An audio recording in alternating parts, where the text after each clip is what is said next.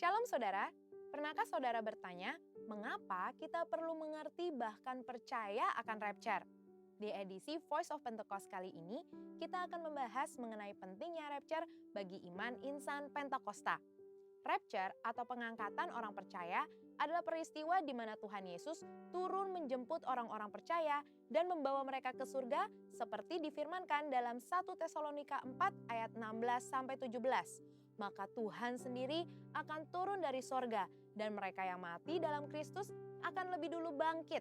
Sesudah itu, kita yang hidup, yang masih tinggal, akan diangkat bersama-sama dengan mereka dalam awan menyongsong Tuhan di angkasa. Iman insan Pentakosta sendiri diakhiri dengan sebuah pengharapan bahwa Yesus yang datang sekitar 2000 tahun yang lalu akan datang kembali menjemput gerejanya di awan-awan dengan segala kemuliaannya. Pemahaman dan penantian akan janji inilah yang menguatkan kita bahwa ada akhir yang indah bagi setiap orang percaya yang mempertahankan imannya seperti yang tertulis dalam Ibrani 10 ayat 36-38. Kita tidak tahu pasti kapan waktu kedatangan Kristus, tetapi berikut tanda-tanda yang mendahuluinya. Yang pertama, Matius 24 ayat 10-12 mengatakan bahwa akan semakin banyak kedurhakaan di antara orang Kristen, semakin banyak dosa dan kasih orang akan semakin dingin. Yang kedua, Yehezkiel 37 ayat 14 menubuatkan kebangkitan bangsa Israel secara fisik. Dan yang ketiga, orang-orang yang tidak mengenal Tuhan akan hidup seperti di zaman Nuh, yaitu kawin mengawinkan, hidup dalam pesta pora, dan tidak takut akan Allah, seperti ada tertulis di Matius 24 ayat 37-39. Pengakuan iman Gereja Bethel Indonesia berbunyi, Tuhan Yesus Kristus akan turun dari sorga untuk membangkitkan semua umatnya yang telah mati di dalam Dia, dan mengangkatnya bersama-sama semua umatnya yang masih hidup lalu bertemu dengan Dia di angkasa. Kemudian ia akan datang kembali bersama orang kudusnya untuk mendirikan kerajaan 1000 tahun di bumi ini. Sejalan dengan ini, Sinode GBI memegang pemahaman bahwa Yesus akan datang 2 kali. Yang pertama, untuk mengangkat orang-orang percaya yang masih hidup dan yang sudah mati. Dan yang kedua, untuk datang kembali memerintah selama 1000 tahun di bumi ini. Di antara dua kedatangan ini, akan ada masa tribulasi atau kesusahan besar yang dijelaskan melalui penglihatan Yohanes lewat 7 materai, 7 sangkakala, dan 7 cawan murka Allah yang digambarkan dalam kitab Wahyu. Gereja kita percaya bahwa akan ada pengangkatan gereja Tuhan sebelum masa tribulasi ini. Beberapa hal penting yang harus kita tahu sebelum masa itu tiba adalah, yang pertama, Tuhan Yesus akan mulai menghakimi pada hari-hari terakhir, dimulai dari gerejanya sampai kepada bangsa-bangsa di dunia. Maka, pertobatan adalah respon yang diminta oleh Allah kepada kita semua. Dan yang kedua, Allah yang adil akan menuntut pertanggungjawaban dari seluruh manusia. Bagi mereka yang tidak mau percaya, murka Allah akan dicurahkan secara penuh. Sedangkan bagi umatnya yang berseru-seru kepadanya, Allah mendengarkan doa syafaat mereka. Dan yang ketiga, mereka yang bertobat dan percaya kepada Tuhan dijanjikan keselamatan dari murka Allah lewat pengangkatan orang-orang percaya atau rapture. Jangan sampai kita termasuk kelompok orang yang tidak mau bertobat, sekalipun cawan murka dan materai sudah dilepas, seperti yang disebutkan di Wahyu 9 ayat 20-21 dan pasal 16 ayat 11. Dan yang keempat, iman insan Pentakosta bukan sebuah kepercayaan yang kosong, di mana pada akhirnya adalah kehampaan dan kesia-siaan. Di dalam 5 pilar teologi Pentecost atau Fivefold Gospel, kepercayaan di mana Tuhan Yesus akan datang kali yang kedua adalah penting. Ada konsekuensi atas setiap perbuatan dan tindakan yang kita ambil hari ini. Karena itu, marilah kita mengerjakan keselamatan dengan menemukan kekuatan di dalam pengharapan bahwa Allah akan menyelamatkan umatnya yang setia dan hidup dalam kekudusan dari murkanya. Saudara, untuk penjelasan lengkapnya dari tim teologi kami, silakan klik link yang ada di atas atau scan QR Code yang tersedia. Tuhan Yesus memberkati.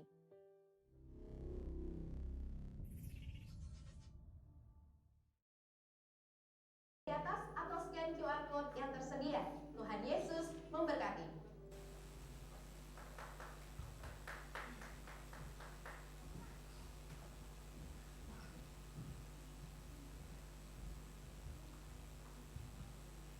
Shalom, saudara yang dikasihi Tuhan. Shalom. Selamat pagi. Selamat pagi. Bagaimana kabarnya pagi hari ini? Luar biasa. Puji Tuhan, sebelum kita mulai ibadah, mari kita bangkit berdiri untuk mendeklarasikan Mazmur 91. Dalam lindungan Allah, orang yang duduk dalam lindungan yang maha tinggi dan bermalam dalam naungan yang maha kuasa akan berkata kepada Tuhan, tempat perlindunganku dan kubu bertahan aku, Allahku yang kupercayai. Sungguh dialah yang akan melepaskan engkau dari jerat penangkap burung, dari penyakit sampar yang busuk. Dengan kepaknya ia akan menundungi engkau, di bawah sayapnya engkau akan berlindung. Kesetiaannya ialah perisai dan pagar tembok. Engkau tak usah takut terhadap kedahsyatan malam, terhadap panah yang terbang di waktu siang, terhadap penyakit sampar yang berjalan di dalam gelap, terhadap penyakit menular yang mengamuk di waktu petang. Walau 1000 orang rebah di sisimu dan 10.000 di sebelah kananmu, tetapi itu tidak akan menimpamu. Engkau hanya menontonnya dengan matamu sendiri dan melihat pembalasan terhadap orang-orang fasik. Sebab Tuhan ialah tempat perlindunganmu, yang maha tinggi telah kau buat tempat perteduhanmu. Malapetaka tidak akan menimpa kamu dan tulah tidak akan mendekat kepada kemahmu. Sebab malaikat-malaikatnya akan diperintahkannya kepadamu untuk menjaga engkau di segala jalanmu. Mereka akan menentang engkau di atas tangannya, supaya kakimu jangan terantuk kepada batu. Singa dan ular kedung akan kau langkahi. Engkau akan menginjak anak singa dan ular naga. Sungguh hatinya melekat kepadaku, maka aku akan meluputkannya. Aku akan membentenginya sebab ia mengenal namaku. Bila ia berseru kepadaku, aku akan menjawab. Aku akan menyertai dia dalam kesesakan. Aku akan meluputkannya dan memuliakannya. Dengan panjang umur akan kukenyangkan dia, dan akan kuperlihatkan kepadanya keselamatan daripadaku. Amin. Haleluya, berikan tepuk tangan terbaik untuk Tuhan kita yang luar biasa. Shalom semuanya. Selamat pagi. Pagi. Saya percaya kita semuanya dengan kabar yang luar biasa. Amin. Amin. Berikan tepuk tangan terbaik untuk Tuhan kita yang luar biasa. Mari kita satukan hati di dalam doa. Syakala barata kalabarata kalabas, syakala barata kalabarata kalabas. Syakala barata kalabarata kalabarata kalabarata kalabas, syakala barata kalabu. Ura barata kalabarata kalabarata kalabas, syakala barata kalabarata kalabas. Syakala barata barata kalabarata barata kalabu. Mari kita sama-sama sembah Tuhan. Syakala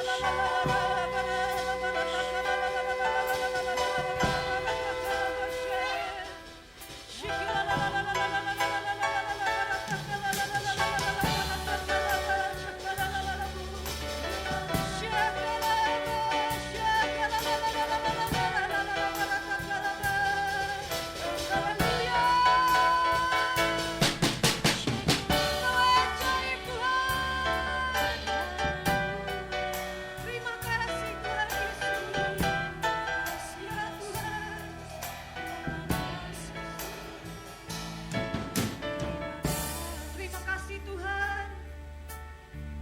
Tuhan mengundang kami untuk hadir di rumah Tuhan. Bahkan teman-teman kami Tuhan yang akan mengikuti Tuhan ibadah online Tuhan dimanapun mereka berada ya Bapa.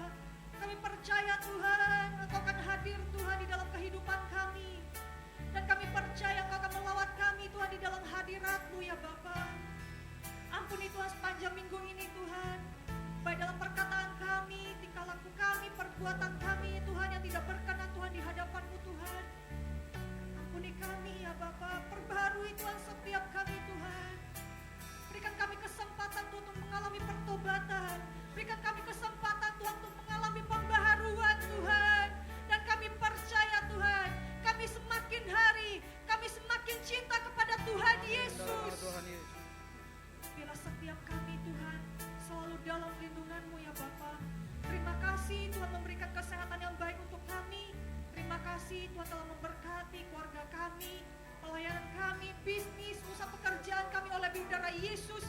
Bahkan kami bersyukur Tuhan masih memberikan kami hati yang setia, Amin. iman yang teguh, Amin. bahkan sukacita yang baru yang Tuhan berikan di setiap pagi di dalam kehidupan kami ya Bapa. Terima kasih Tuhan buat kebaikan-Mu dan kemurahan-Mu Tuhan. Bila setiap kami yang hadir Tuhan dimanapun kami berada, bahkan di rumah-Mu Tuhan di tempat ini ya Bapa, Kami percaya karena Tuhan rindu untuk memberkati setiap kami ya Bapa. Bahkan kebenaran firman Tuhan yang akan disampaikan Tuhan di tempat ini pada pagi hari ini ya Bapa. Kami percaya Tuhan rindu untuk setiap kami mengalami kebaikan Tuhan. Bahkan kami bukan menjadi pendengar, tapi kami menjadi pelaku firman Tuhan. Bila setiap kami Tuhan akan berdampak, berbuah, bahkan mengalami Tuhan penuaian jiwa yang terbesar dan terakhir di dalam nama Tuhan Yesus Kristus. Terima kasih ya Bapa, terima kasih ya Roh Kudus. Beracaralah Tuhan di tengah-tengah kami. Kami percaya Tuhan Engkau akan kirimkan Tuhan malaikat tentara-Mu Tuhan untuk bersama-sama dengan kami untuk memuji dan menyembah Engkau ya Bapa. Terima kasih ya Bapa, datanglah kerajaan-Mu, jadilah kehendak-Mu dimanapun kami berada. Itu seperti di surga. Di dalam nama Tuhan Yesus Kristus kami mengucap syukur dan berdoa. Kita sama-sama katakan amin. Berikan tepuk tangan terbaik untuk Tuhan kita yang luar biasa. Katakan sama kanan kiri, Tuhan Yesus sungguh baik kepada engkau.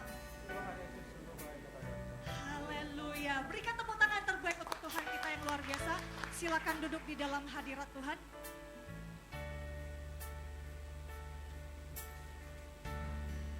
Ku tetap cinta, ku tetap cinta, walau badai datang menerpa, ku tetap cinta, ku tetap setia, ku tetap setia.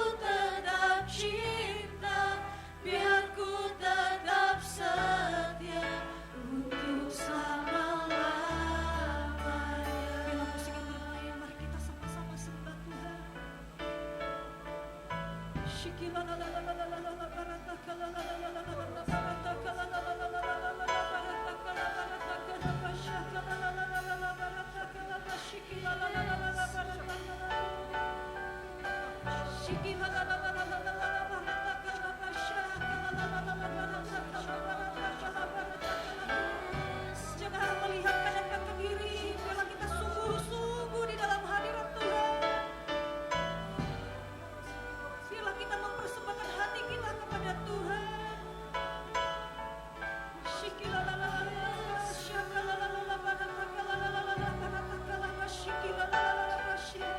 Di dalam hadirat Tuhan, saya mengundang kita semuanya bangkit berdiri bersama-sama.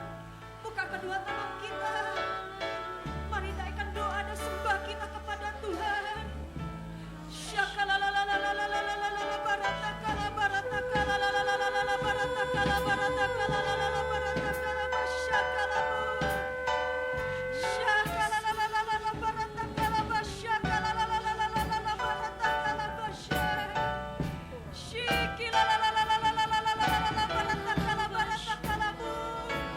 Engkau yang mengetahui Tuhan isi hati kami yang dalam sekalipun ya Bapa.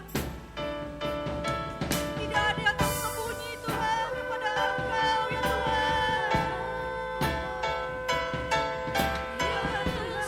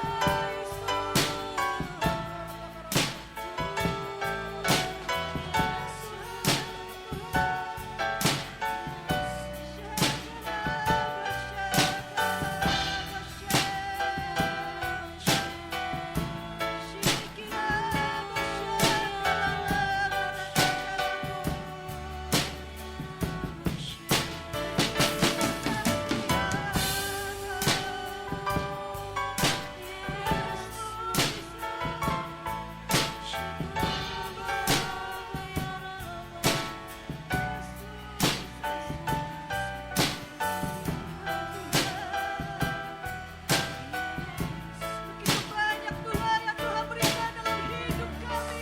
Katakan terlalu banyak. Terlalu banyak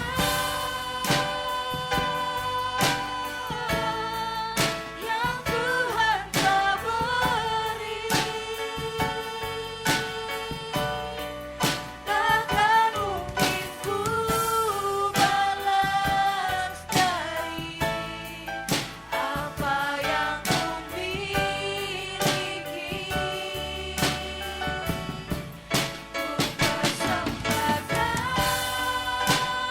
seluruh hidup kami Tuhan, seluruh hidupku. Biar ku tetap cinta, biar ku tetap setia untuk selama-lamanya. Biar ku tetap cinta, biar ku tetap setia untuk selama-lamanya. Biar ku tetap cinta, biar ku tetap cinta, biar ku tetap setia untuk selama-lamanya. Berikan tepuk tangan yang terbaik untuk Tuhan kita, luar biasa. Haleluya Yesus. Kami mau lebih lagi Tuhan bersyukur Tuhan kepada Engkau Tuhan. Karena apapun yang terjadi kami mau bersyukur, tetap bersyukur dan tetap bersyukur kepada Engkau. Karena kami percaya Engkau akan merancangkan yang terbaik Tuhan di dalam kehidupan kami. Ku mau selalu bersyukur, selalu bersyukur. Kau Tuhan yang setia, yang selalu menopang. Ku mau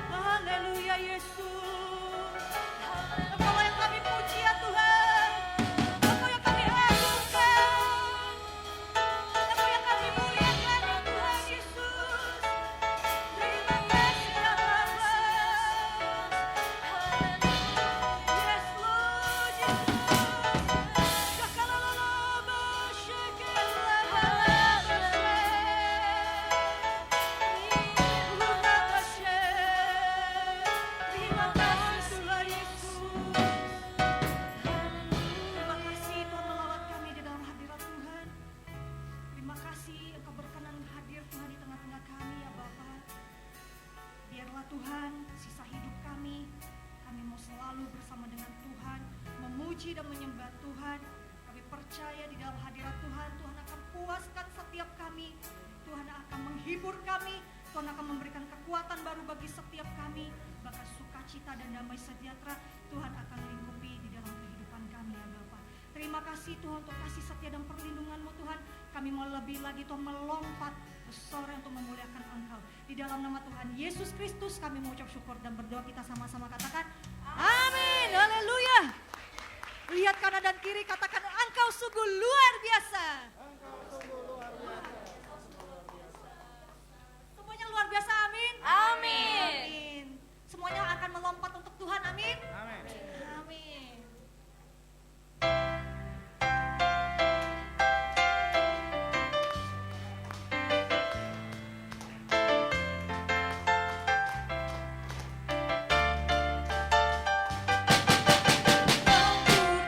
Tercurah di tempat ini, urapannya yang ajaib memulihkan umatnya. Roh Kudus tercurah bagi gerejanya, membangkitkan umat pilihannya. Hari inilah harinya Tuhan, saat pembebasan tiba. Belenggu dosa telah dipatahkan, mari bersorak baginya. Ayo berbagi teman-temannya. Penuhi umatnya dengan sukacita. Minyak baru tercurah, urapi umatnya, nyata kuasanya. Roh Kudus tercurah di tempat ini, urapannya yang ajaib memulihkan umatnya. Roh Kudus tercurah bagi gerejanya, membangkitkan umat pilihannya. Hari inilah harinya Tuhan, saat pembebasan tiba. Belenggu dosa telah dipatahkan, mari bersorak baginya. Ampun baru tercurah, penuhi umatnya dengan sukacita. Minyak baru tercurah, urapi umatnya, nyata kuasanya. Nyata kuasanya. Nyata kuasanya. Nyata kuasanya. Masih semangat untuk bersorak untuk Tuhan. Amin. Saya percaya kita semuanya berjiwa muda, amin. Amin. Biarlah roh kita selalu menyala-nyala di dalam Tuhan, amin. Amin. Haleluya.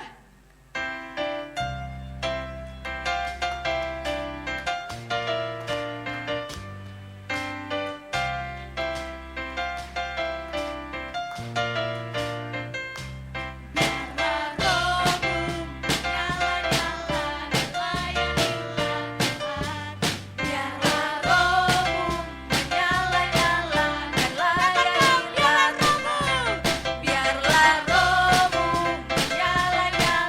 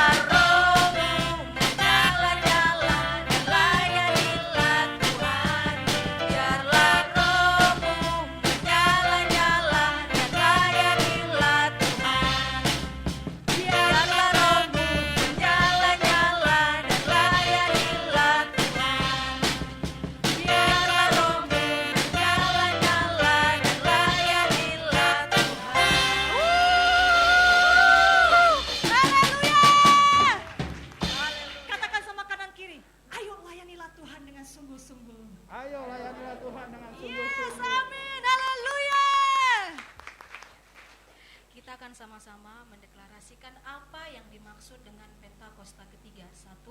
Pentakosta ketiga adalah pencurahan Roh Kudus yang dahsyat di zaman now, melebihi yang terjadi di Azusa Street. 2. Pentakosta ketiga akan mengakibatkan penuaian jiwa yang terbesar dan terakhir sebelum Tuhan Yesus datang kembali. 3. Pentakosta ketiga akan membangkitkan generasi Yeremia, yaitu anak-anak muda yang dipenuhi Roh Kudus, cinta mati-matian kepada Tuhan Yesus, tidak kompromi terhadap dosa, dan akan bergerak untuk memenangkan jiwa. 4. Pentakosta ketiga lahir di Indonesia dan bergerak ke bangsa-bangsa. Gerakan ini dari timur ke barat dan akan kembali ke Yerusalem. 5. Pentakosta ketiga akan memberikan kuasa untuk menyelesaikan amanat agung, dan setelah itu Tuhan Yesus datang kembali. Amin. Haleluya. Silakan duduk di dalam hadirat Tuhan. Ini waktunya kita akan memberi yang terbaik untuk pekerjaan Tuhan di tempat ini. Kita satukan hati di dalam doa. Terima kasih ya Bapa, Engkau begitu baik Tuhan bagi setiap kami Tuhan. Ini waktunya kami akan memberi itu pekerjaan Tuhan di tempat ini. Bila setiap anak-anak-Mu Tuhan yang akan kembalikan Tuhan persepuluhan, persembahan khusus, persembahan ucapan syukur. Engkau Allah Bapa yang akan memberkati Tuhan setiap mereka, dan mereka Tuhan akan dikembalikan oleh Engkau 1000 kali lipat ke dalam setiap lumbung anak-anak-Mu di dalam nama Tuhan Yesus Kristus. Dan kami mau memberi dengan sukacita berasal daripada Engkau. Di dalam nama Tuhan Yesus Kristus kami mengucap syukur dan berdoa. Haleluya. Amin.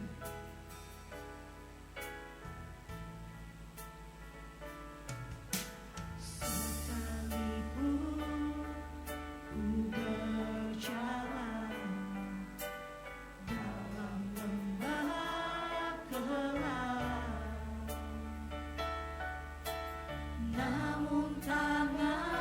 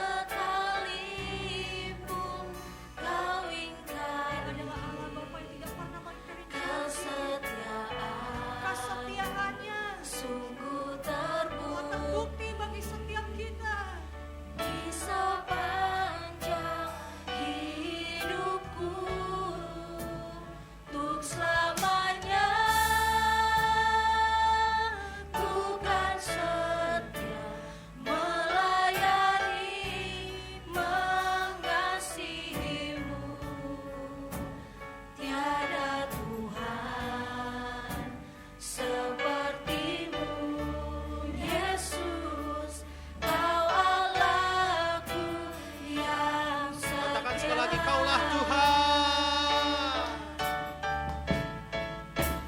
Kaulah Tuhan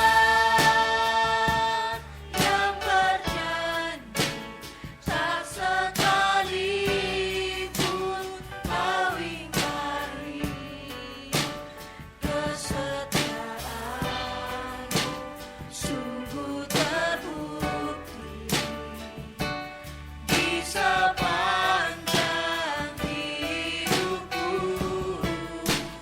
Untuk selamanya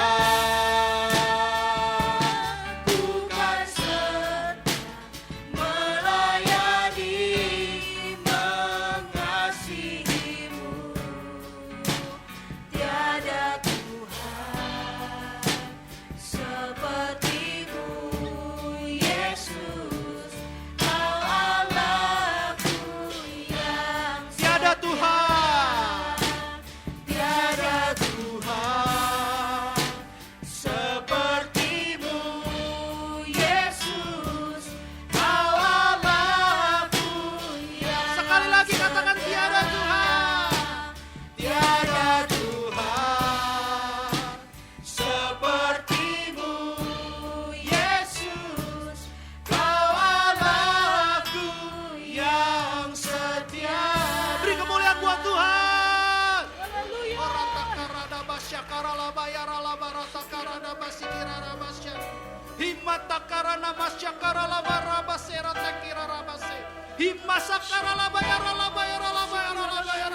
Shekinah glory, Shekinah glory, Shekinah glory. Jesus, Jesus, Jesus.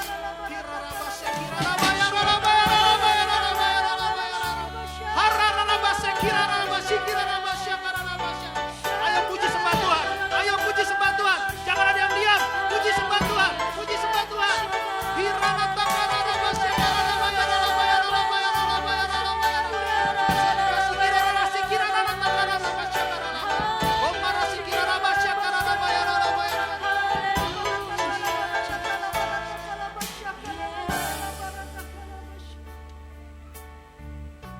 Engkau terlalu baik Tuhan buat kami. Engkau begitu sabar buat kami. Engkau mengasihi kami. Terima kasih Bapak buat kesetiaan-Mu yang sudah amat sangat teruji. Terutama buat gereja ini. Kami bersyukur tambah-tambahkan jiwa di tempat ini. Jiwa-jiwa yang datang boleh menghibur pelayanan kami. Terima kasih Bapak. Terima kasih Tuhan Yesus. Terima kasih Roh Kudus. Kami juga boleh bersyukur bahwa kami boleh hadir di gereja-Mu pada pagi ini karena Engkau ingin memberkati kami. Roh Kudus, ajarkan kami. Roh Kudus, buat kami mengerti. Roh Kudus, jadikan kami pelaku firman. Urapi hamba-Mu yang akan menyampaikan isi hati. Kata-kata sederhana tapi penuh dengan kuasa sorga. Sehingga kami semua diperbaharui menjadi ciptaan baru dalam Tuhan dan semakin segambar dengan Yesus di dalam nama Tuhan Yesus. Terima kasih Bapak. Berbicara, berbicara. Kami siap duduk diam dalam hadirat untuk mendengarkan isi hati. Segala hormat, pujian, kuasa, kemuliaan, kemasyuran, kejayaan hanya milik-Mu Tuhan. Dalam nama Tuhan Yesus Kristus, kami mengucap syukur dan berdoa. Yang siap menerima firman Tuhan sama-sama katakan, amin. Silakan duduk Bapak Ibu Saudara-saudara yang terkasih dalam Tuhan. Shalom. Puji Tuhan, Tuhan Yesus baik. Amin. Haleluya. Siapa yang merasakan hadirat Tuhan hari ini? Saya benar-benar saya merasakan lawatan yang luar biasa hari ini. Tuhan Yesus begitu mengasihi kita. Saya tahu bahwa hal-hal yang Tuhan izinkan dalam gereja ini semuanya adalah kebaikan. Karena mereka mau kita mengalami pertobatan. Karena dengan pertobatan kita akan mengalami pengampunan. Dengan pengampunan maka kita akan mengalami yang namanya kasih karunia. Ya, jadi itulah kasih karunia. Oke, karena kita ada di Batam, hari ini saya dituntun agak berbeda. Saya akan buka dengan pantun. TV rusak jangan dipukul. Karena bisa jadi mati. Karena kita semua sudah berkumpul.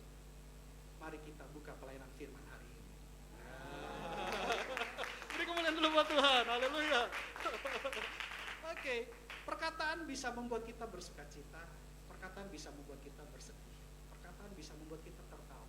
Perkataan bisa membuat kita terluka. Tapi perkataan juga bisa membuat kita sembuh. Jadi perkataan itu punya kuasa. Kalau kita lihat di Alkitab, di 1 Raja-Raja 12 ayat 20, Israel terpecah menjadi dua. Itu karena Rehabiam berkata-kata dengan Yerobiam sesuatu kata-kata yang menyakitkan, dan akhirnya Yerobiam bersama seluruh rakyat Israel memisahkan diri dari Rehabiam. Sini katakan, segera sesudah seluruh Israel mendengar bahwa Yerobeam sudah pulang, maka mereka memanggil dia ke pertemuan jemaah. Lalu mereka menobatkan dia menjadi raja atas seluruh Israel. Tidak ada lagi yang mengikuti keluarga Daud selain dari suku Yehuda saja. Jadi karena perkataan Rehabeam kepada Yerobeam, akhirnya kerajaan Israel terpecah dua menjadi kerajaan utara dan kerajaan selatan. Ya, kerajaan utara ibu kotanya adalah Samaria, itu adalah bangsa Israel. Kerajaan selatan itu adalah ibu kotanya Yerusalem. Ibu kotanya Yerusalem. Jadi terpecah dua karena anaknya Salomo yang bernama Rehabiam. Ketika Yerobeam datang meminta keringanan, Rehabiam bilang begini sama Yerobeam. Ini mirip-mirip Rehabiam sama Yerobeam, tapi beda orang. Rehabiam bilang ini, kelingkingku lebih besar daripada pinggang ayah. Sombong. Jadi karena perkataan Israel terpecah dua. Tapi karena perkataan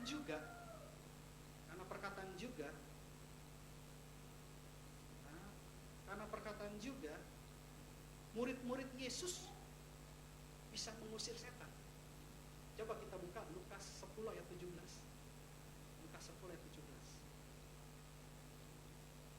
Kemudian ke-70 murid itu kembali dengan gembira dan berkata, Tuhan, juga setan-setan takluk pada kami demi nama. Ketika murid-murid Yesus mengusir setan-setan, dia cuma berkata, keluar dalam nama Tuhan Yesus. Dan setan itu keluar.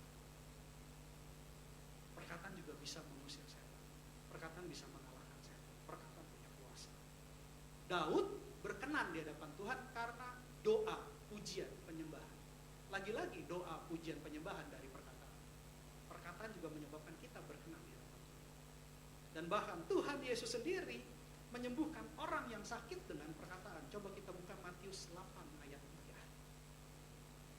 Matius 8 ayat 3. Lalu Yesus mengulurkan tangannya, menjamah orang itu dan berkata, Aku mau, jadilah engkau tahir.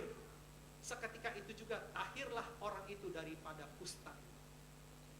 Penyakit kusta adalah penyakit yang terkutuk pada saat itu. Penyakit karena dosa, karena ketidaktahiran.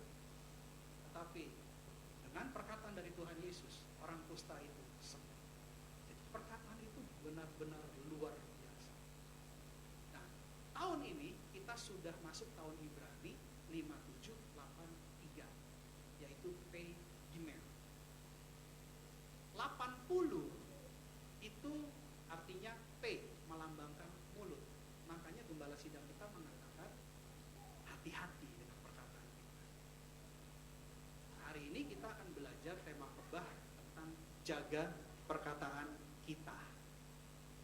Tema dari Roh Kudus, jaga perkataan kita. Kenapa saya katakan jaga perkataan kita?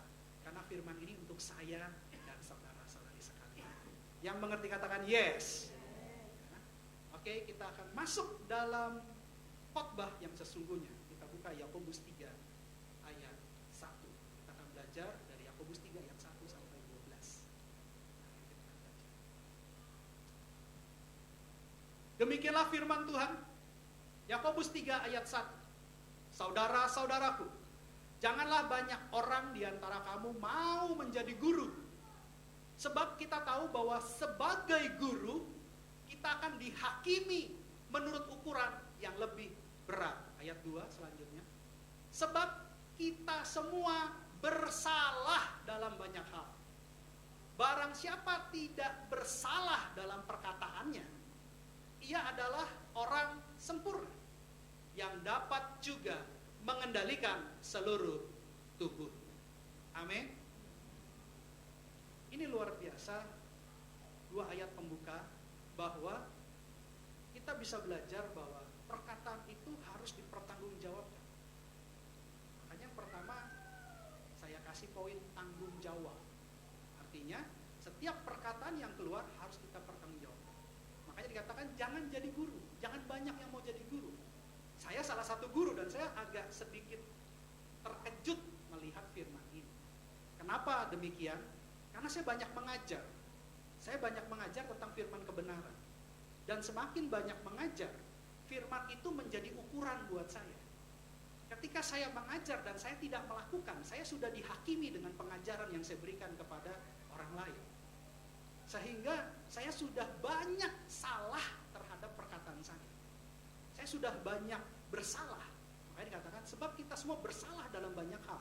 Tapi dilanjutkan sama penulis yang menulis kitab ini, yaitu Yakobus, barang siapa tidak bersalah dalam perkataan. Berarti penulis ingin menunjukkan bahwa kita banyak bersalah dalam perkataan. Makanya berhati-hatilah kita dalam berkata-kata. Apalagi saya khususnya guru, saya mengajar. Saya banyak mengajar gembala-gembala dan wakil gembala. Kalau saya mengajar yang tidak benar, bisa kebayang jemaatnya seperti apa jadinya. Saya bertanggung jawab bukan sama manusia, saya bertanggung jawab sama Tuhan. Jadi kalau misalkan saya mengajar ketidakbenaran, saya bersalah di hadapan Tuhan, saya berdosa di hadapan Tuhan. Makanya Paulus pernah menulis begini, jangan sampai kita memberitakan Injil tapi akhirnya kita tertolak. Jangan sampai kita memberitakan kebenaran tapi kita tidak berjalan dalam kebenaran. Itu bahaya. Makanya setiap perkataan harus kita pertanggungjawabkan. Bukan kepada manusia tapi kepada Tuhan. Hati-hati dalam perkataan. Jadi dari 2 ayat pertama kita belajar poin pertama, tanggung jawab perkataan. Lanjut di ayat 3. Kita mengenakan kekang pada mulut kuda sehingga ia menuruti kehendak kita. Dengan jalan demikian kita dapat juga mengendalikan seluruh tubuh. Penulis Yakobus melanjutkan ilustrasinya tentang kuda. Saya mau tanya sekarang, kenapa kuda tidak diikat bagian lehernya seperti kucing dan anjing? Tapi kenapa dengan mulut? Ada yang tahu kenapa kuda, untuk mengendalikan kuda diikat mulutnya, tapi bukan lehernya, atau seperti kerbau hidungnya? Kalau kucing dan anjing kan lehernya, malah sekarang yang ikatan kucing yang terbaru badannya, sehingga lehernya tidak terjerat. Tapi kuda, kenapa hanya mulutnya? Saya sempat bertanya sama Roh Kudus, ada yang tahu? Mulutnya berbahaya, padahal kuda makan rumput. Nah, ya, kalau kuda makan beling, itu namanya kuda lumping, itu baru berbahaya, tajam. Ya, tapi kalau kuda makan rumput, ya saya rasa tidak berbahaya. Tetapi kuda ini rupanya mempunyai karakter.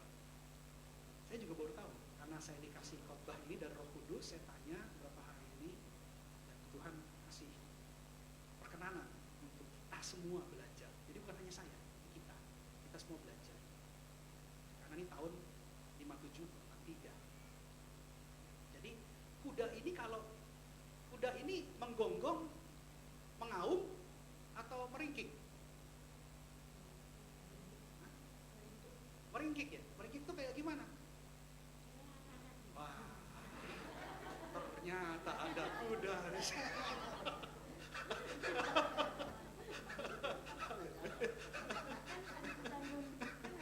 Oke. Sekarang pertanyaannya ya, kenapa dia meringkik, kan gitu ya? Kuda meringkik, tapi pertanyaan kenapa dia meringkik gitu ya? Jadi rupanya kuda kalau gelisah, dia stres dalam tekanan, dia baru meringkik. Ya. Jadi dia stres, dia gelisah, dia meringkik. Dan pada saat dia meringkik, dia sering menggertakkan gigi dia. Ini tambahan ilmu pengetahuan dari si penulis Yakobus yang saya pelajari. Gitu ya. Jadi pada saat dia meringkik, dia menggertakkan gigi, apa yang terjadi? banyak kejadian ketika dia meringik dan menggertakkan gigi, lidahnya tergigit. Nah, ketika lidahnya tergigit, kudanya bukan menjadi tenang, semakin liar, semakin tidak bisa dikendalikan. Karena itu kuda dipasang penenang berupa kekang di mulutnya. Ketika dia gelisah, mulutnya dikekang, dia jadi tenang dan bisa dikendalikan. Itu alasannya kenapa kuda dikekang. Dan ketika kuda dikekang mulutnya, maka bisa dikendalikan. Nah, penulis Yakobus ingin menunjukkan bahwa ini dia ilustrasinya hewan dulu. Dia ingin menunjukkan bahwa kalau mulut itu dikekang, maka bisa dikendalikan seluruh tubuhnya. Lalu si penulis Yakobus melanjutkan dengan ilustrasi benda, yaitu ayat selanjutnya, ayat 4. Dan lihat saja kapal-kapal walaupun amat besar dan digerakkan oleh angin keras, namun dapat dikendalikan oleh kemudi yang amat kecil, menurut kehendak juru mudi. Jadi ada metafor, ada perubahan ilustrasi dari si penulis, dari hewan ke benda, yaitu ilustrasi tentang kapal besar yang ketika di laut ada angin-angin yang kuat, tetapi ternyata kapal itu bisa dikemudikan dengan juru mudi yang kecil. Jadi penulis ingin menunjukkan bahwa untuk mengendalikan hewan dan mengendalikan sebuah benda tidak perlu sesuatu yang besar, tetapi cukup sesuatu yang kecil yang bisa kita kendalikan. Makanya kedua, kita bisa belajar tentang kekang dan kemudi. Hal yang pertama, tanggung jawab perkataan. Kedua, kekang dan kemudi. Ya. Kita lanjutkan apa yang penulis ingin katakan, sehingga kita bisa belajar. Lanjut di ayat 5. Demikian juga lidah. Nah, tadi ilustrasinya hewan, lalu metafor berubah menjadi ilustrasi benda. Sekarang metafor lagi berubah menjadi ilustrasi manusia. Ya, jadi penulis jelas memberikan ilustrasi-ilustrasi dan akhirnya ke manusia. Demikianlah firman Tuhan, Yakobus 3 ayat 5. Demikian juga lidah, walaupun suatu anggota kecil dari tubuh, namun dapat memegahkan perkara-perkara yang besar.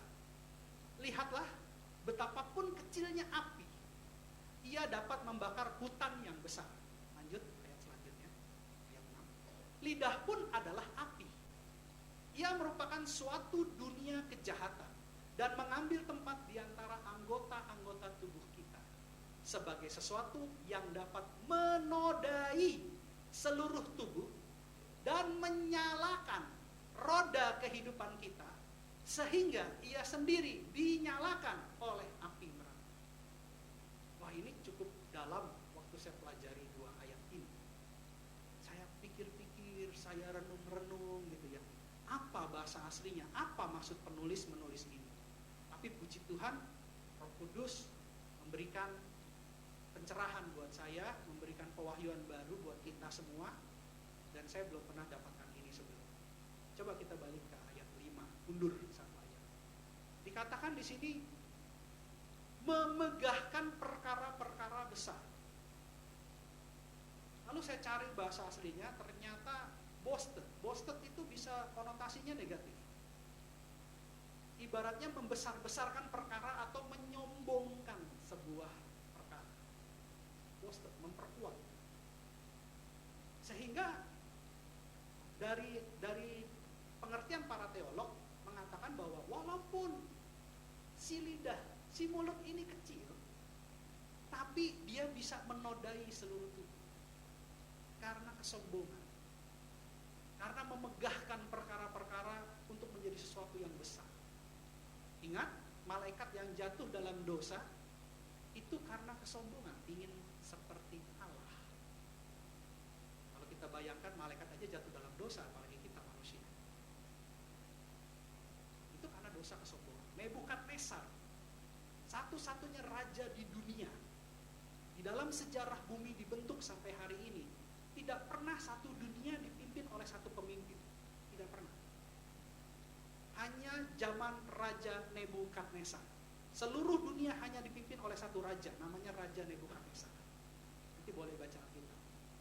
Dan ketika dipimpin oleh Raja Nebukadnezar, Raja Nebukadnezar menjadi sombong karena dia adalah pemimpin tunggal di dunia, di muka bumi ini.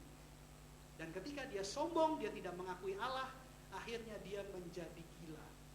Dia makan rumput. Nanti boleh dibaca di Alkitab. Dan dia bertobat ketika dia mengakui bahwa Allah itu ada, akhirnya dia sembuh. Jadi dosa yang paling awal dan paling mengerikan itu adalah kesombongan. Lidah itu kecil, tapi bisa menodai seluruh tubuh. Api di dalam hutan, api yang kecil itu bisa membakar seluruh hutan. Di ayat selanjutnya dikatakan di ayat 6, begitupun lidah bisa membakar, menyalakan roda kehidupan. Yang tadinya kita menjadi orang yang normal, yang baik, yang oke-oke saja. Tapi ketika kita berubah menjadi sombong, maka roda kehidupan kita itu akan terbakar oleh api neraka. Dan itu akan melukai, bahkan membunuh diri kita sendiri, masuk dalam kematian kekal selama-lamanya. Jadi ada tanggung jawab perkataan, ada kekang dan kemudi, ada api yang membakar. Api yang membakar ini bisa membakar kita sendiri. Jadi hati-hati. Makanya perlu dikekang dan dikemudikan. Karena dari awal penulis bilang perkataan itu harus dipertanggungjawabkan. Karena perkataan harus dipertanggungjawabkan, kita harus pegang kekang dan pegang kemudinya. Karena lidah itu adalah api yang membakar. Dan selanjutnya penulis mengatakan di ayat 7 begini. Semua jenis binatang liar, burung-burung, serta binatang-binatang menjalar, dan binatang-binatang laut dapat dijinakan dan telah dijinakan oleh sifat manusia. Ayat 8. Tetapi tidak seorang pun yang berkuasa menjinakan lidah. Ia adalah sesuatu yang buas, yang tak terkuasai, dan penuh racun yang mematikan. Kita kembali dulu ke ayat 7. Kalau kita lihat sirkus, singa itu disuruh lompat, dia lompat. Singa itu disuruh duduk, dia duduk. Gajah itu suruh melangkahi orang, dia melangkahi. Binatang buas, binatang yang liar, bisa dilatih oleh manusia, bisa dijinakkan oleh manusia. Singa laut yang besar disuruh menghitung, dia bisa berhitung. Jadi di sini saya lihat dari bahasa aslinya bukan sifat manusia, tapi mankind atau humankind, artinya lebih ke manusia. Manusia punya hikmat, manusia punya cara menjinakkan binatang buas dan binatang liar. Tetapi ternyata di ayat 8 kita temukan bahwa lidah melebihi kebuasan binatang buas. Lidah mempunyai racun yang lebih mematikan dari ular yang paling beracun. Dan tidak ada seorang pun yang bisa menguasai. Makanya kita perlu pertolongan Tuhan untuk menguasai perkataan kita, menjaga perkataan. Dan di sini dikatakan, kalau seperti racun, kalau kita kena racun, dia langsung menjalar cepat. Jadi, kalau kita berkata-kata yang salah saja, itu langsung cepat menjalar. Cepat sekali. Dan binatang buas itu bisa membinasakan. Jadi kalau tadi kita belajar api, lidah itu sebagai api yang membakar, itu membinasakan diri sendiri. Tapi ketika kita belajar tentang lidah seperti binatang buas dan beracun, itu bisa mematikan orang lain. Ini yang Yakobus mau tulis, bahwa lidah itu bisa membinasakan kita, lidah itu bisa mematikan orang lain loh. Makanya bahaya. Karena lidah itu seperti api yang menodai seluruh tubuh, tapi lidah juga beracun dan bisa menerkam karena dia buas. Dan efeknya cepat sekali. Makanya perkataan ini harus perkataan-perkataan yang baik. Nah, sekarang pertanyaannya dalam aplikasinya bagaimana Pak kalau kayak begitu? Ya kan, kita harus bertanggung jawab terhadap Tuhan. Kita harus pegang kekang dan kemudi. Karena lidah ini adalah api yang bisa membinasakan kita. Tapi sekaligus lidah ini bisa membinasakan orang lain karena dia adalah racun yang mematikan dan binatang buas. Caranya gimana ya Pak? Kadang-kadang kan kita bicara ini tidak terkontrol. Kadang-kadang kita bicara ini meresponnya terlalu cepat. Seperti seperti Petrus. Petrus itu adalah murid Yesus yang cepat sekali merespon tanpa berpikir. Tapi setelah merespon berkata-kata, baru Petrus berpikir. Petrus itu gambarannya seperti itu. Nah, bagaimana caranya kita supaya bisa memperbaharui cara kita berkata-kata? Satu jawabannya, hanya minta tolong dengan Tuhan. Tanpa Tuhan kita tidak bisa. Tapi minta tolong kepada Tuhan, Tuhan bisa perbaharui kita. Perlahan tapi pasti. Karena cara Tuhan itu lemah lembut. Pikulah kuku karena kuku ringan dan enak. Jadi ini yang kita harus belajar. Jadi kemudian Yakobus melanjutkan dalam tulisan di ayat 9 sampai 12. Dengan lidah kita memuji Tuhan Bapa kita, dan dengan lidah kita mengutuk manusia yang diciptakan menurut rupa Allah. Ayat 10. Dari mulut yang satu keluar berkat dan kutuk. Hal ini saudara-saudaraku tidak boleh demikian terjadi. Lanjut. Adakah sumber memancarkan air tawar dan air pahit dari mata air yang sama? Lalu ayat terakhir dikatakan, saudara-saudaraku, adakah pohon ara dapat menghasilkan buah zaitun? Dan adakah pokok anggur dapat menghasilkan buah ara? Demikian juga mata air asin tidak dapat mengeluarkan air tawar. Amin. Di sini ada yang punya pohon durian berbuah rambutan? Atau pohon toge berbuah kelapa? Kalau ada, kita masukkan Tribun Batam. Artinya bahwa ketika sebuah pohon kelapa, dia akan menghasilkan buah kelapa. Pohon durian aja ada kelasnya. Saya baru tahu itu ketika saya menikah dengan istri saya. Sorry, kata-katanya lebih tepat. Saya tahu ketika saya menikah dengan calon istri saya. Karena kalau sudah istri, itu berarti sudah berumah tangga. Ini kan ceritanya waktu itu mau menikah. Nah, saya baru tahu bahwa durian itu ada jenis-jenisnya. Ada XO, ada udang merah. Nama bahasa Chinese-nya apa? Anghe. Anghe. Nah, biar yang denger online biar cari kamusnya. Anghe. Jadi ada jenis-jenisnya. Kenapa? Karena durian di Kepri ini terkenal mengandung alkohol. Beda dengan durian Jakarta. Kalau saya waktu makan durian di Jakarta, itu rasanya hanya manis, sebatas manis. Tapi kalau makan durian Kepri, ada rasa pahit. Saya sempat komplain waktu mereka semua heboh dengan durian kampung istri saya, ya, itu di Purung itu Undur, itu terkenal duriannya. Sampai masuk TV. Ya. Dan kemarin pernah sih waktu tahun lalu ya, tahun lalu ya. Oh, tahun ini istri saya masuk TV lagi kupas durian. Masuk SCTV. Tapi ini bukan promosi, bukan. Saya nggak berani publish di GBI Pantai Permata, takut jemaat pada nagih. Mana duriannya, kan ibu di kampung? Nah, sedang juga. Karena buah durian cuma sedikit. Jadi rupanya durian di sini ada rasa alkoholnya, ada rasa pahitnya. Dan itulah yang menjadi nilai khusus buat durian di Kundur. Artinya bahwa pohon durian tetap menghasilkan buah durian. Dan ketika kita menjadi ciptaan yang segambar dengan Allah, maka mulut kita penuh dengan pujian penyembahan kepada Allah. Kalau kita sering memuji Allah, kita menjadi berkat buat Allah. Kenapa kita harus mengutuk? Bukankah sebuah mata air tidak akan mengeluarkan dua macam air? Kalau dia mata air tawar, tidak mungkin mengeluarkan mata air asin. Artinya ketika kita adalah anak-anak Allah yang terpilih, perkataan kita harus memberkati. Penting itu. Dan ketika perkataan kita memberkati, maka berkat itu akan mengalir kembali ke dalam hidup kita. Coba buka ayat tambahan Amsal 18 ayat 21.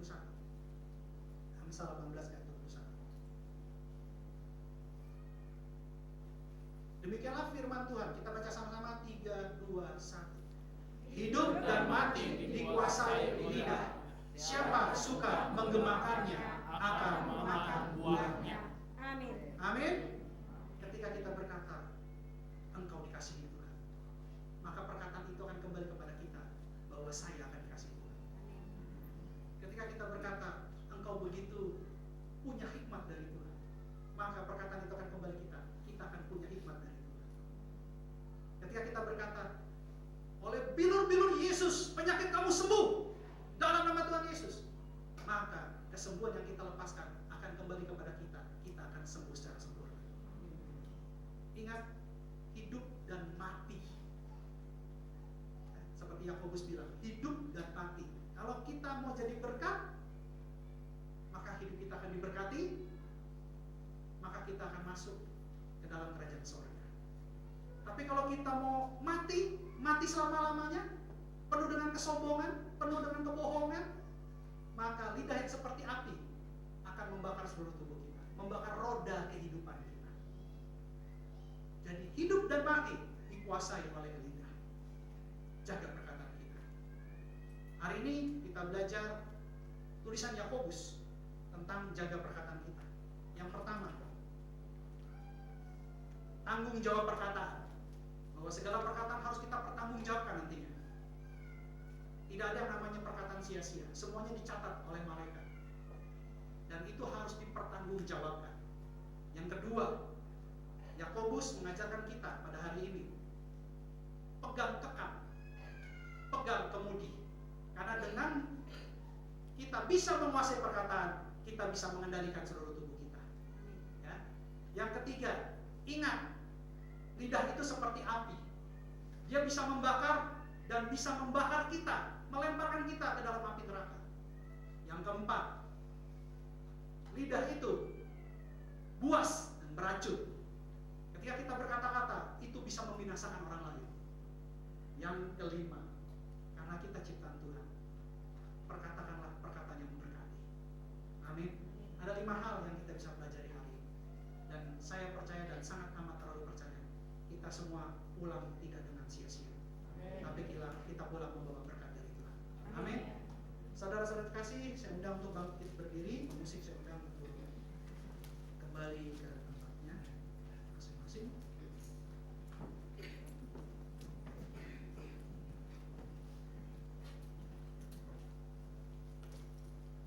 Kita nyanyikan satu lagu, bahwa lagu ini sebagai deklarasi iman kita di hadapan Tuhan.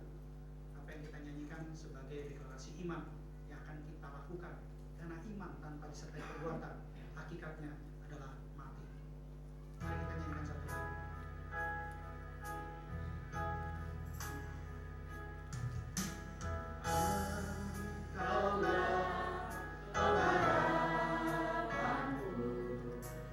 Percaya hanya kepadamu,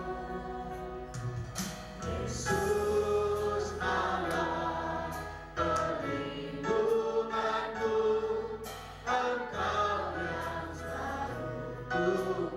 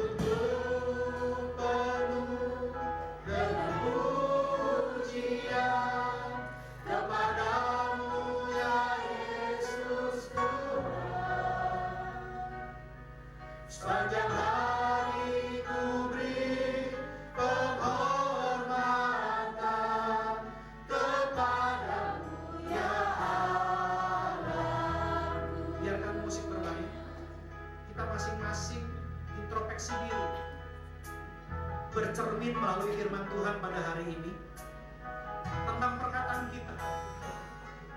Karena Yakobus dalam tulisannya mengingatkan kita pada hari ini bahwa setiap perkataan harus dipertanggungjawabkan. Perkataan kita harus dikekang dan dikemudikan. Karena perkataan itu seperti api. Api yang bisa menodai seluruh tubuh, yang bisa membakar seluruh tubuh, membakar roda kehidupan, dan dibakar dengan api neraka. Bahkan lidah juga buas dan beracun. Lidah bisa membinasakan sesama kita. Dan Yakobus ingatkan bahwa kita semua adalah ciptaan Allah, yang harusnya dari perkataan kita keluar pujian penyembahan, keluar kata-kata berkat, keluar kata-kata sorga, sehingga kita dan sesama diberkati. Karena Amsal berkata, hidup mati dikuasai oleh lidah. Siapa suka menggemakannya akan makan buahnya. Mulai hari ini kita semua pastikan bahwa perkataan kita adalah perkataan yang memberkati. Amin. Kekang dan kemudikan perkataan kita. Karena dengan mengekang dan mengemudikan perkataan kita, maka kita bisa mengendalikan seluruh tubuh kita. Masing-masing merenungkan firman ini. Biarlah firman ini hidup dalam setiap perkataan kita dalam kehidupan kita, sehingga kita keluar dari tempat ini menjadi ciptaan baru dalam Tuhan, ciptaan baru dalam perkataan, sehingga setiap perkataan kita selalu memberkati.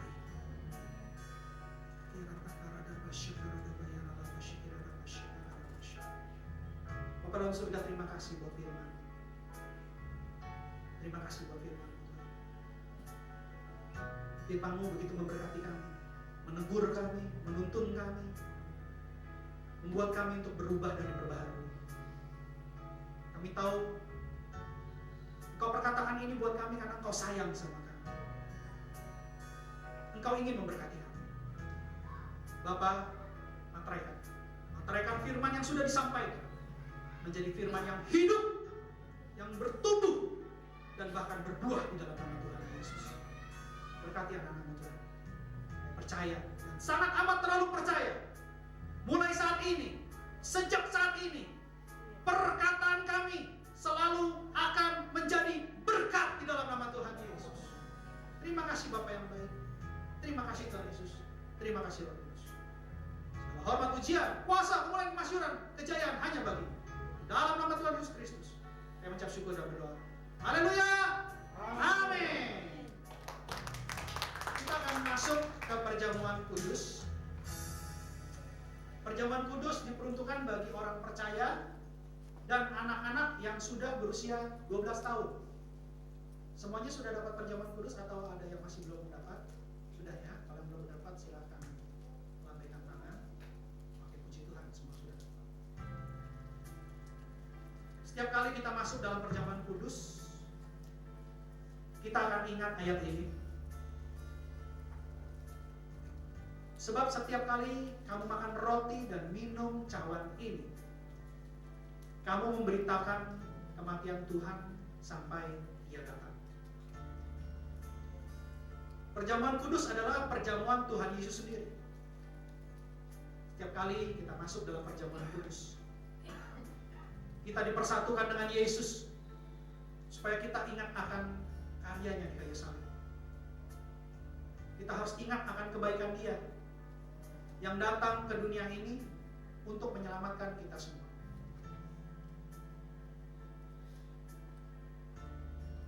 Semua anak murah Tuhan, semua anak kebaikan Tuhan. Siapakah kita sebelum kita kenal Tuhan Yesus? Tapi Tuhan Yesus baik. Dia pilih kita. Dia mandikan kita dengan darah. Dan bahkan melalui karyanya kita boleh dilayakkan menghadap Allah. Tapi sebelum kita masuk ke dalam perjamuan kudus, kita harus koreksi diri. Kita lihat diri kita masing-masing. Apakah di hati kita masih menyimpan dosa? Apakah di hati kita masih ada kebencian dan kemarahan?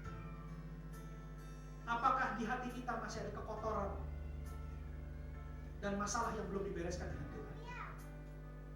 Karena ada tertulis, jadi barang siapa dengan cara yang tidak layak makan roti atau minum cawan Tuhan, ia berdosa terhadap tubuh dan darah Tuhan. Karena itu hendaklah tiap-tiap orang memuji dirinya sendiri, dan baru sesudah itu ia makan roti dan minum dari cawan itu. Kalau ada yang Tuhan ingatkan, ada yang Roh Kudus ingatkan hari ini tentang dosa kita, minta ampun. Minta ampun sama Tuhan. Jangan lihat kanan kiri, minta ampun sama Tuhan.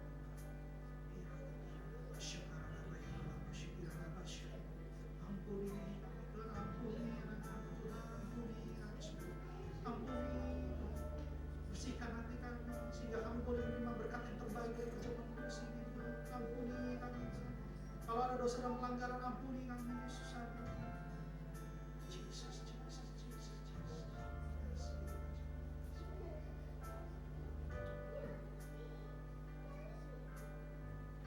Sebab apa yang telah kuteruskan kepadamu telah aku terima dari Tuhan, yaitu bahwa Tuhan Yesus pada malam waktu ia diserahkan mengambil roti, angkat roti di tangan saudara-saudara sekalian,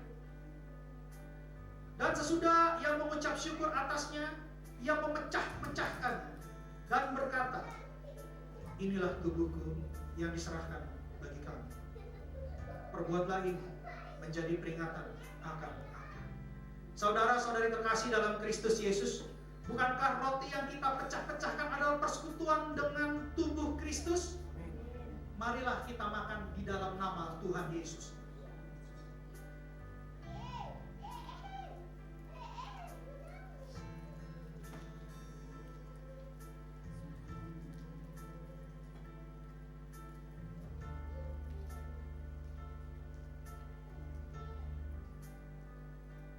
Angkat cawan tinggi-tinggi di tangan saudara.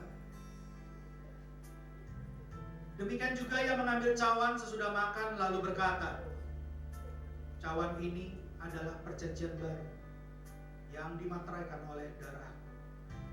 Perbuatlah ini setiap kali kamu meminumnya menjadi peringatan akan aku. Saudara-saudara terkasih dalam Kristus Yesus, bukankah cawan yang kita minum dengan ucapan syukur adalah persekutuan dengan darah Yesus? Amin. Minumlah dalam nama Tuhan Yesus.